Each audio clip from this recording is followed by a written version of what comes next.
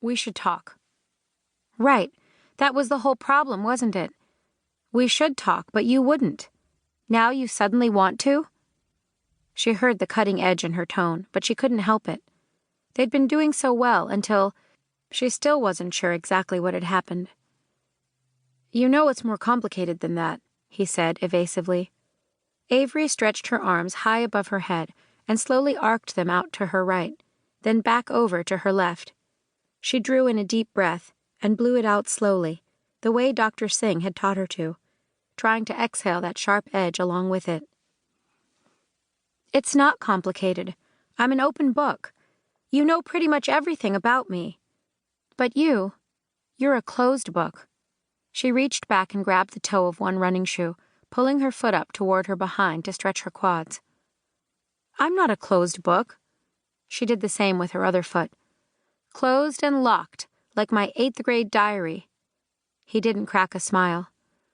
"You're exaggerating. This is all only about one thing. One apparently life-altering thing." She bent at the waist and pressed her forehead to her knees, blowing out an aggravated breath before straightening back up again. "And when I tried to pick the lock, you changed the combination. And then you set the thing on fire to make sure I'm really shut out." He frowned. You're losing me. You're making too much of this, I promise." He tipped his head. "I'll unlock the diary, or give you the code. You can read me." Her eyes were drawn to his lips, where the faintest hint of a grin threatened to break through. "So, you're an open book now?"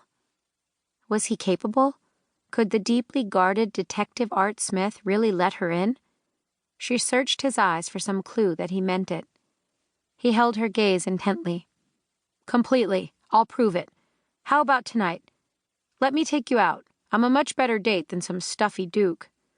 Avery laughed, so he'd caught that. "It's a work thing. We're going to meet Aunt Midges' friend who just flew in from Europe, from this small kingdom called Valle Charme. He wants to discuss hiring us to appraise an entire mansion full of antiques in the Hudson Valley before he sells the place. Some of it goes back centuries." Art's eyebrows went up. "Nice. Then I guess you definitely have to meet with the Duke." "Yes, we do. But maybe next weekend?" Disappointment colored his features.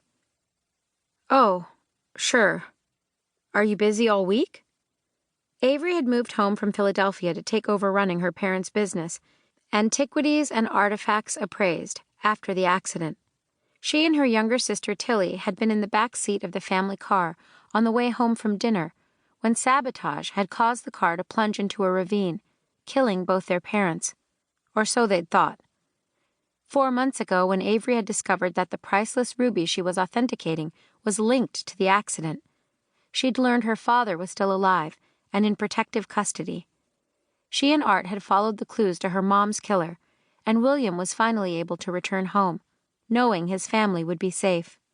The horror of believing he was dead was instantly forgiven by William's daughters and his 2 business partners, and eventually by tiny but mighty Aunt Midge.